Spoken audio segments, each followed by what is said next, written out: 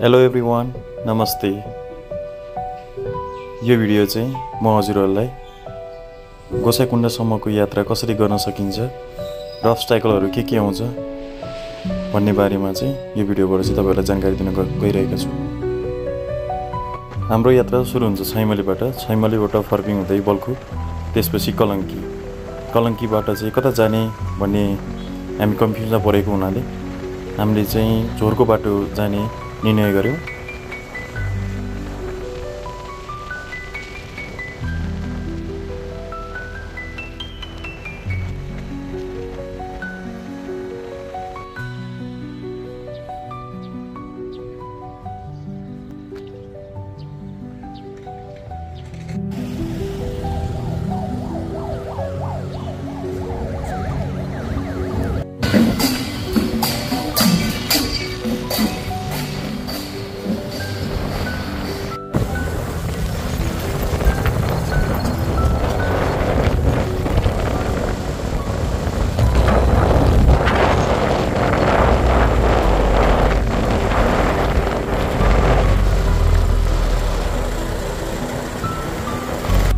झोरको झरनामा बस्ने प्लान भए तापनि त्यहाँ चाहिँ एक्सेसिभ भिड भएको कारणले गर्दाखेरि हामी चाहिँ त्यहाँबाट अलिकति माथि गई शिवपुरी जङ्गलको बीचमा एकछिन रेस्ट गर्ने निर्णय गर्यौं। त्यसपछि त्यहाँ रेड बुल पिवरी हाम्रो यात्रा कन्टिन्यू गर्यौं।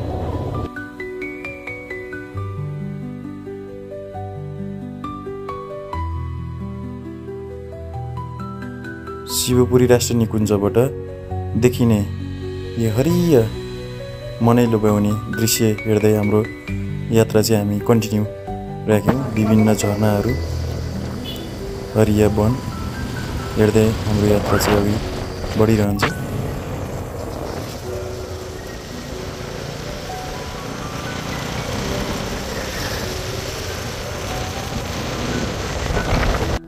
हामी यताबाट नुवाकोट हुँदै त्रिशुली निस्केर जाने निर्णय गर्दछौँ।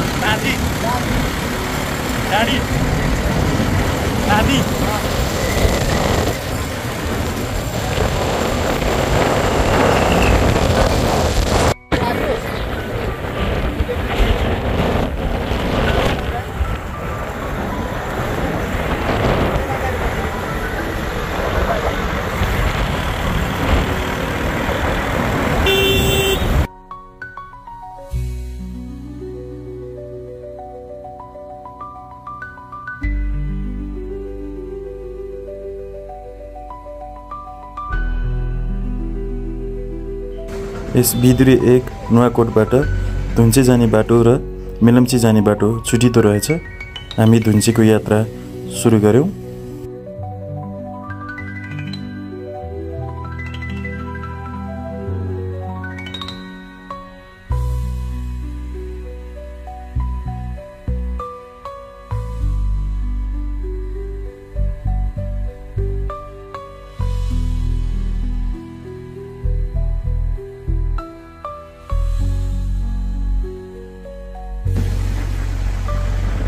मेलम्ची खोलाको ड्याम र मेलम्ची खोला।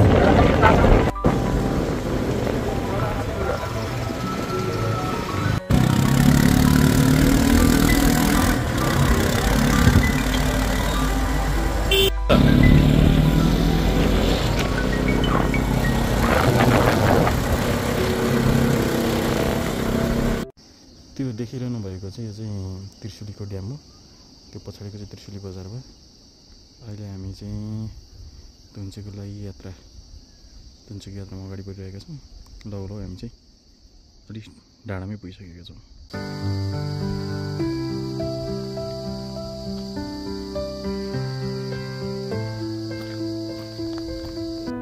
यहाँबाट चाहिँ लान्टक नेसनल पार्क सुरु हुँदो रहेछ। यहाँ चाहिँ हाम्रो बाइकको नम्बर, लाइसेन्स नम्बर, व्यक्तिगत विवरण भरिसकेपछि हाम्रो यात्रा अघि बढिरहन्छ।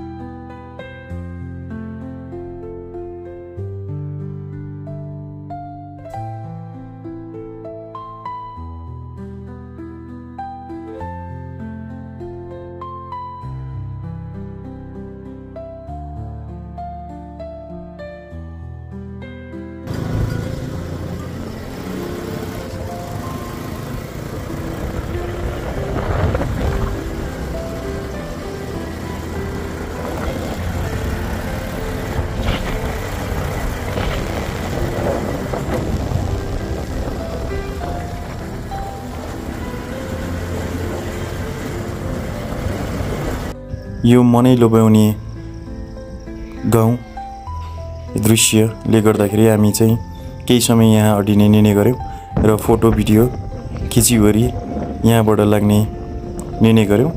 यहाँको भ्यू हेर्दाखेरि एकदमै मनै लोभ्याउने किसिमको थियो।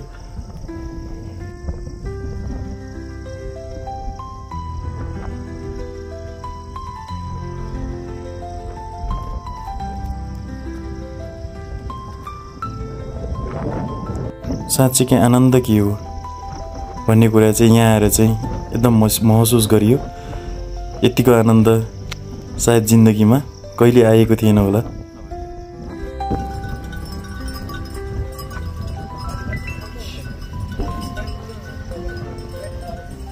बाटो एकदमै उबड-खाबड भएको र कच्ची भएको कारणले गर्दाखेरि चाहिँ अलि धेरै नै अप्ठ्यारो भइरहेको थियो। यदि बाइकमा यात्रा गर्दै हुनुहुन्छ भने बाइक तल भुइँमा छुने, कच्ची बाटोमा छुने चान्स म्याक्सिमम हाई हुन्छ। त्यसले गर्दाखेरि चाहिँ अलिकति सावधानी चाहिँ अपनाउनु होला।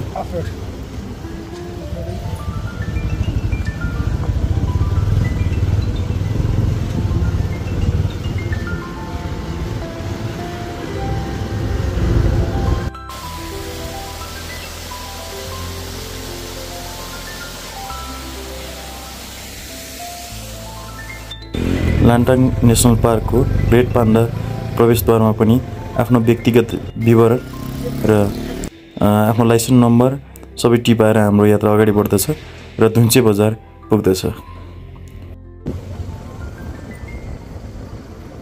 ठ्याक्क 5 बजेको छ।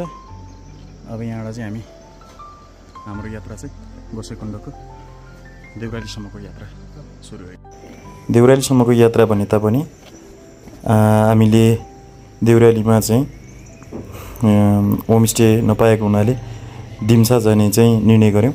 दिम्सामा चाहिँ कल गरेर सोद्धाखेरि रुम खाली छ भन्ने खबर आएपछि हामी त्यसको लागि अगाडि बढ्यौँ।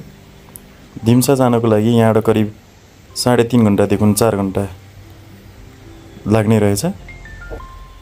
प्रकृतिको सुन्दरता औँल्याउँदै रमाउँदै हाम्रो यात्रा जारी राख्यौँ। यहाँबाट देखिने दृश्यहरू, खोला नाला सबै औँल्याउँदै हेर्दै रमाउँदै बिस्तारै बिस्तारै हाम्रो यात्रा अगाडि बढिरह्यो।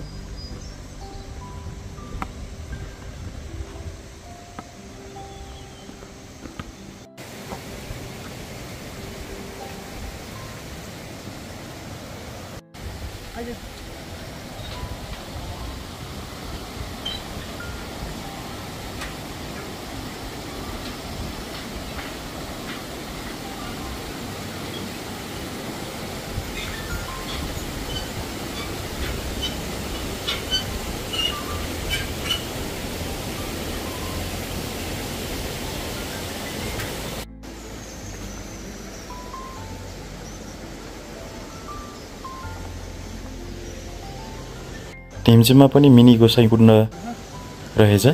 यहाँ गोसाइकुण्डको दर्शन गरी हामी माथिल्लो गोसाइकुण्डको यात्रा सुरु गरिरह्यौँ।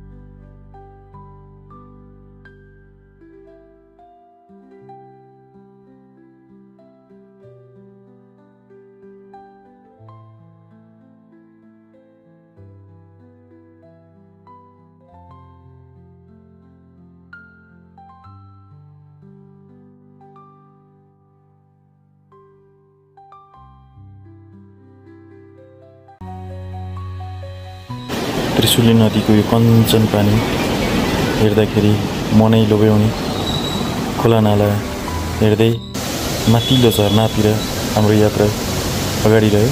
माथि झरनामा करिब 30 मिनट अमल गरिसकेपछि हाम्रो यात्रा हिम्साको लागि अगाडि बढ्दैछ।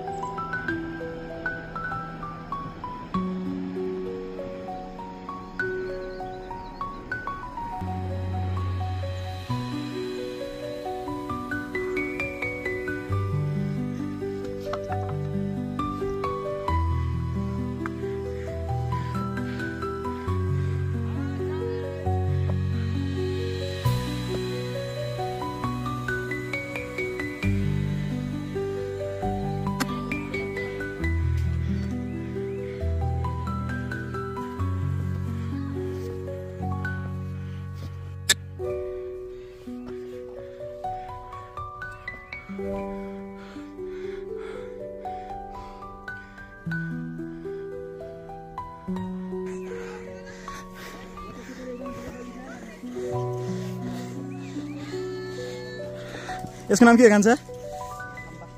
खम्पा। जानुपर्ने ठाउँ चाहिँ हामी यहाँनिर अझै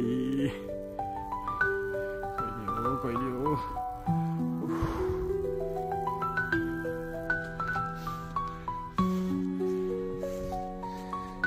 At midnight, way to Gosaikunda.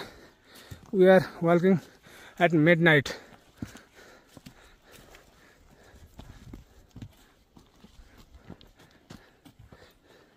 We are enjoying lot of this trip and करिब 4 घण्टाको हिँडाइपछि हामी enjoy lot. हिम्सा पुग्यौं र यस लामो होटलमा हामीले रात गुजार्यौं। We are staying here. Day 2 बिहान करिब 3:40 मा हामीले यात्रा सुरु गर्यौं।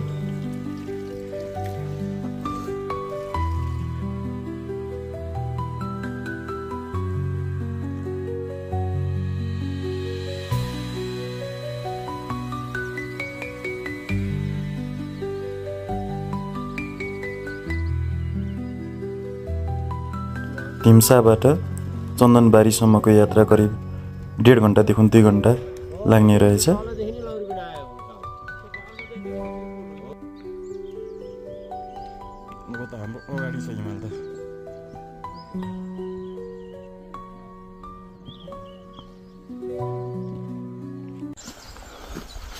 Guys, हामी चाहिँ पुग्न लागेको छौँ। You can see stunning view.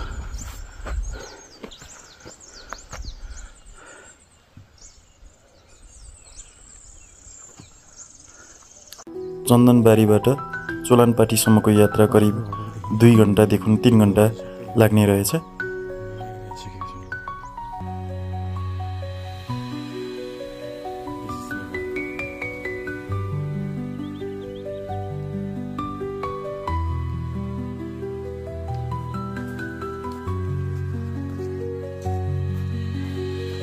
Gosaikunda यात्राको सबैभन्दा कठिन पाठ भनेकै यस चोलानपाटीबाट लौरी विनायकसम्मको यात्रा रहेछ, जुन चाहिँ फटाफट हिँड्नेलाई 4 घण्टादेखि 5 घण्टा र बिस्तारै हिँड्नेलाई करिब 7-8 घण्टा समेत लाग्ने रहेछ।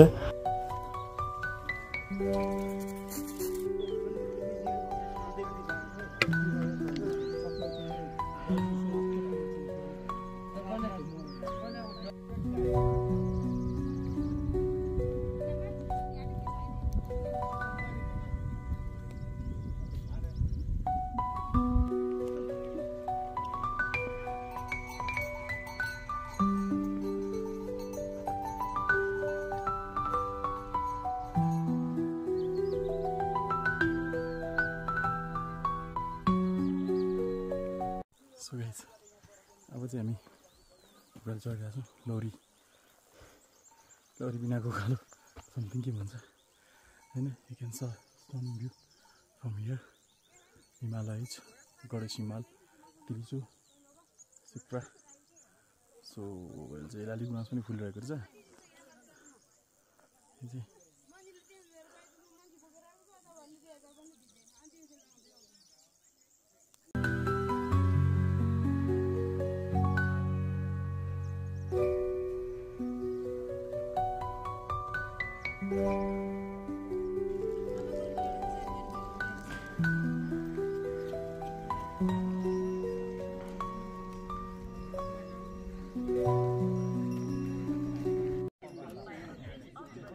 see this stunning view.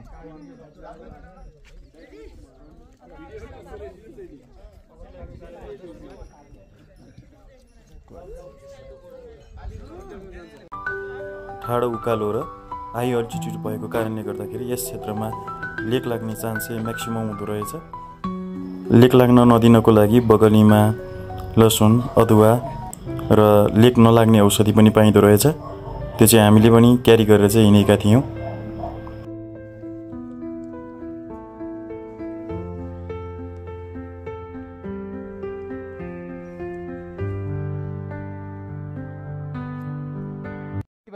Guys हामी 8 बजे ठ्याक्कै ढिम्सा आइपुग्यो।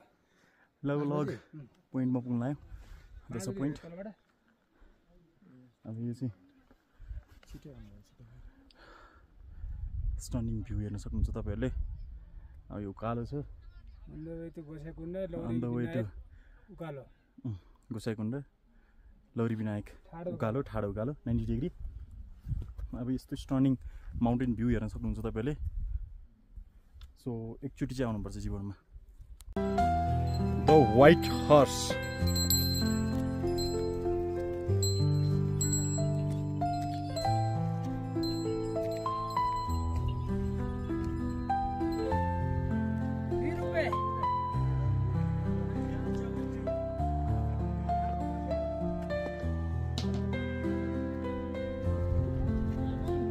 मनै पदमे गाइस अहिले चाहिँ बुद्ध मन्दिर आइपुगेको छौँ हामी भर्खर। बुद्ध मन्दिरमा त टेकेको छौँ। बुद्ध मन्दिर पछाडिको भ्यू हो यो। यो चाहिँ पुरै हिउँ पर्ने रहेछ। अहिले चाहिँ हिउँ छैन। अब यता हेर्न सक्नुहुन्छ। अझै हामीसँग चाहिँ हामी चाहिँ 3 घन्टा जान्छौँ। अझै यात्रा गर्नु बाँकी छ गोसाइकुण्ड पुग्नुको लागि। सो जस यात्रा रमाइलो भयो।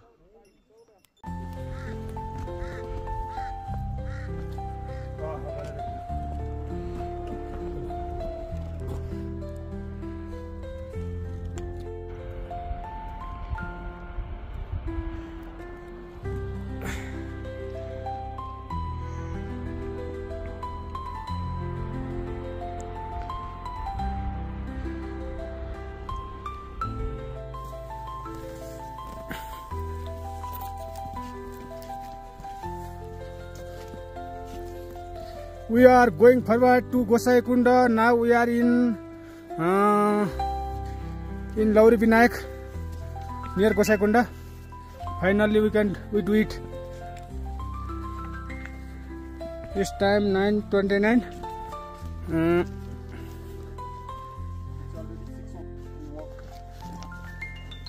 5.5 hours.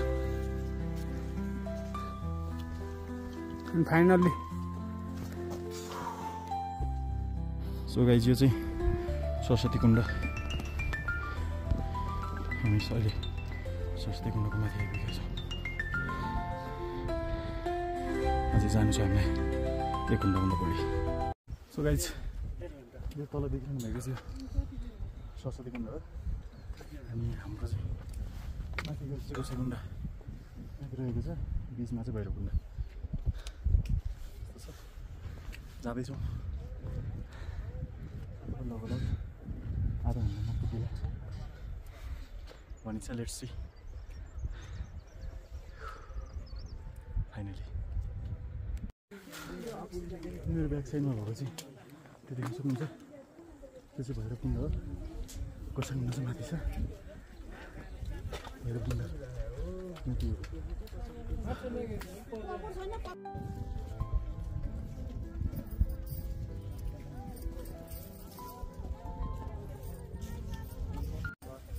गाइस हामी गोसाइकुण्ड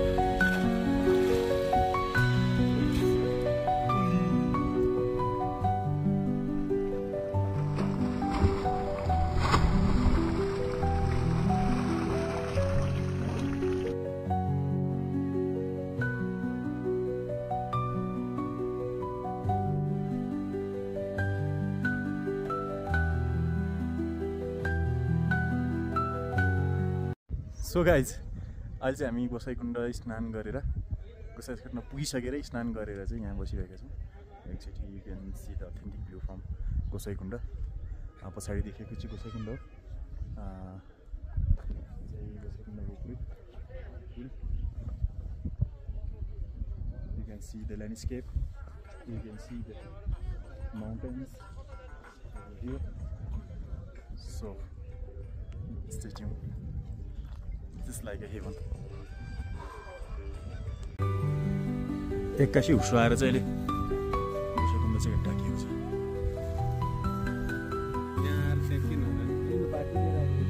हाम्रो दिउँसोबाट आएको चाहिँ गर्दै हामी त्यहाँबाट आएको